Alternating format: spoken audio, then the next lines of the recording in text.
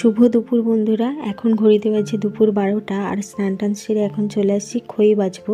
এই খইগুলো বাবা দোকান থেকে নিয়ে আসছে, তো ঠাকুরের মূর্তি বানানো হবে, নাড়ু বানানো হবে, ওই জন্য আর বাজতে বসেছি। আর কত ধানের খোসা রয়েছে দেখো। তো বাড়িতে যখন খই ভাজা হয় প্রচুর ধান থাকে, আর এতেও দেখো প্রচুর ধান রয়েছে। তো আমি স্নান টান সেরে খই বাজতে বসেছি, ওইদিকে মাও রান্না বান্না সেরে স্নান টান সেরে নেবে, নিয়ে সবাই মিলে খাওয়া দাওয়া করে আজকে ঠাকুরের জন্য নাড়ু বানাবো। মা লক্ষ্মীর পুজোর জন্য যা যা নাড়ু লাগবে সমস্ত কিছু বানানো হবে। তো কথা বলতে বলতে দেখো আমার এইদিকে খইগুলো বাছা হয়ে গিয়েছে, আর আমাদের খাওয়া দাওয়া করে নিয়েছি। মা এখন নারকেল ভেঙে নিচ্ছে, তো নারকেল সন্দেশ, নারকেল নাড়ু বানানো হবে, ওই জন্য নারকেল ভেঙে নিচ্ছে। তো এই যে দেখো নারকেল ভাঙা হয়ে গিয়েছে, আর এইদিকে রয়েছে তিলের নাড়ু বানানো হবে, রয়েছে চালের নাড়ু বানানো হবে, এদিকে রয়েছে পাতলা চিড়ে। তো এই চিড়ে আর নারকেল একসঙ্গে মিশিয়ে চিড়ে নারকেলের নাড়ু বানানো হবে। সাথে রয়েছে আখের গুড়। তো মানে চালের নাড়ু, গুড়ে তারপরে খইয়ের নাড়ু আর নারকেল নাড়ু, এগুলোতে গুড় লাগবে, চিনি রয়েছে। আর এদিকে মা নারকেল কোড়াতে বসেছে, তো মায়ের সাথে আমি একটু সহযোগিতা করি। মা এদিকে বটিতে যে নারকেল কুড়ুনিগুলো হয়, মানে বটির মাথায় যে নারকেল কোড়া যায়, সেইগুলোতে নারকেল কোড়াচ্ছে, ওগুলোতে আমি পারি না। আমি হচ্ছে একটা হাত কুড়ুনি নিয়েছি, তো এটা মেলা থেকে নিয়েছিলাম, তো সেটা দিয়েই এখন নারকেলগুলো কুড়িয়ে নিচ্ছি। আর এদিকে ঠাকুমা বসিয়ে দিয়েছে চাল ভাজতে, তো ঠাকুমা এক এক করে ভেজে নিচ্ছে, চাল, তিল, চিড়ে এগুলোকে ভেজে নিতে হবে, তো সেইগুলোকে এখন ভেজে নিচ্ছে। তো আমি কিছু নারকেল কুড়িয়েছি, আর হচ্ছে যে এখনও নারকেল কোড়াতে বাকি আছে, তো মা নারকেল কোড়াচ্ছে, আর এইদিকে ঠাকুমার চালগুলো ভাজা হয়ে গিয়েছে, তিল ভাজতে বসিয়েছে, তো ঠাকুমা এদিকে ভেজে নিচ্ছে। তো আমি এদিকে চলে আসছি, চালগুলো একটু আধ ভাঙা করে নেব। শুধু চাল নয়, তিল, তারপরে চিড়ে, তারপরে মানে খই, এগুলো সবই আধ ভাঙা করে নেব, কারণ পুরো গুঁড়ো হয়ে গেলে না মুখে পড়লে ভালো লাগবে না নাড়ুটা খেতে, কিন্তু আধ ভাঙা থাকলে মুখে পড়লে দারুণ লাগে খেতে। 5 থেকে 10 সেকেন্ড লাগলো চালগুলোকে আধ ভাঙা করতে।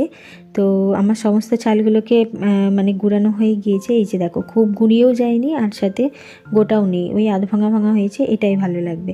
তো চলো বাকি উপকরণগুলো এবারে এক এক করে আধ ভাঙা করে নিই। এইদিকে রয়েছে ভোগের মশলা, যেগুলোকে শুকনো খোলায় ভেজে নিতে হবে। দেখো মৌরি রয়েছে, লবঙ্গ রয়েছে, ছোটো এলাচ রয়েছে দারচিনি, গোলমরিচ, এদিকে রয়েছে বড় এলাচ। তো এইগুলোকে শুকনো খোলায় ভেজে গুঁড়িয়ে নিতে হবে ওই অষ্টম প্রহরে ভোগ মাখার জন্য। আর এইদিকে ঠাকুমা কড়াইয়ে নারকেল ভাজছে, তো নারকেল সন্দেশ বানাবে। আর এইদিকে দেখো মা যে নতুন কড়াইটা আনা হয়েছে সেটাকে গ্যাসের ওপর বসিয়ে দিল, দিয়ে এখন শুকনো খোলায় সমস্ত মশলাগুলো ভেজে নিচ্ছে। আর মা এদিকে দেখো সুন্দর করে থালায় একটা একটা করে মানে এক এক করে মশলাগুলোকে ভেজে সাজিয়ে নিয়েছি। তো সব কিছু মশলা একসঙ্গে মেশানো চলবে না, ওই এক এক করে গুঁড়িয়ে এক একটা জায়গায় রাখতে হবে। তো আমি এখন মশলাগুলোকে হামালদিস্তায় গুঁড়িয়ে নিচ্ছি। আর ঠাকুমার এইদিকে নারকেল ভাজা হয়ে গিয়েছে, ঠাকুমা এখন চিনির পাকটা বসিয়ে দিয়েছে নারকেল সন্দেশ বানানোর জন্য। আর এইদিকে দেখো নাড়ু বানানোর জন্য চালের মতো এইদিকে চিড়ে, তিল, মুরগি সব কিছুই আধ ভাঙা করে নিয়েছি। ঠাকুমার এইদিকে নারকেল সন্দেশের পাক তৈরি হয়ে গিয়েছে, আর মা ওইদিকে এখন মশলাগুলোকে গুঁড়িয়ে নিচ্ছে। মায়ের মশলাগুলো ভাজা হয়ে গিয়েছে, আর আমি এখন বসেছি নারকেল সন্দেশটা পাকিয়ে নিতে। তো ঠান্ডা হয়ে গেলে কি বলো তো, আর নাড়ুগুলো পাকানো যাবে না, তো বেশ গরম থাকাই নাড়ুগুলোকে পাকিয়ে নিতে হবে। আর যা গরম, হাত মনে হচ্ছে এমন পুড়ে যাচ্ছে, তো ওই জল হাত করে করে নাড়ুগুলোকে এখন পাকিয়ে নিচ্ছি। তো নারকেল সন্দেশ পাকানো হয়ে গিয়েছে, আর এইদিকে ঠাকুমা এক এক করে পাক করে যাচ্ছে, এক এক করে পাক তৈরি করছে। আর এদিকে আমি আর মা বসেছি এখন নাড়ু পাকাতে।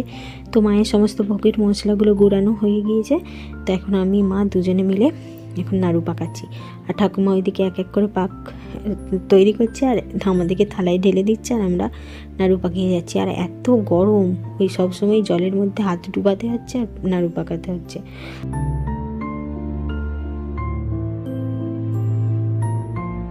অবশেষে আমাদের নাড়ু বানানো কমপ্লিট হলো। এই যে দেখো 6 রকমের নাড়ু বানানো হয়েছে।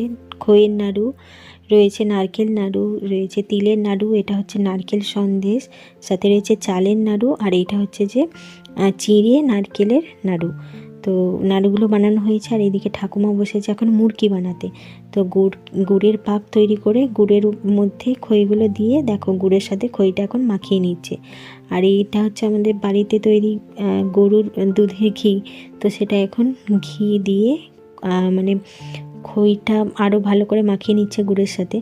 আর এই মুরগির মধ্যে ঘি দিলে এর স্বাদ দারুণ লাগে। ঠাকুমা হাত দিয়ে দোলে দোলে মুরগিটা বানিয়ে নিচ্ছে। তার এদিকে সমস্ত কৌটো ধুয়ে রাখা হয়েছে, এর মধ্যে নাড়ুগুলো রাখা হবে। আর এদিকে মা এখন লক্ষ্মণ রেখা দিয়ে দিচ্ছে, যেখানটাতে নাড়ু মুরগি রাখা হবে সেইখানটাতে, যাতে না পিঁপড়ে আসতে পারে।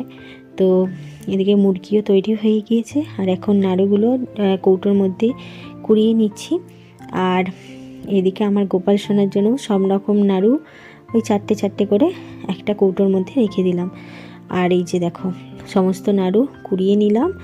তো কুড়িয়ে ভালো করে ঢাকা দিয়ে রেখে দিয়েছি। তো পুজোর দিন সমস্ত কিছু দেওয়া হবে ঠাকুরকে। তো একটা বড় কাজ হলো নাড়ু তৈরি করা।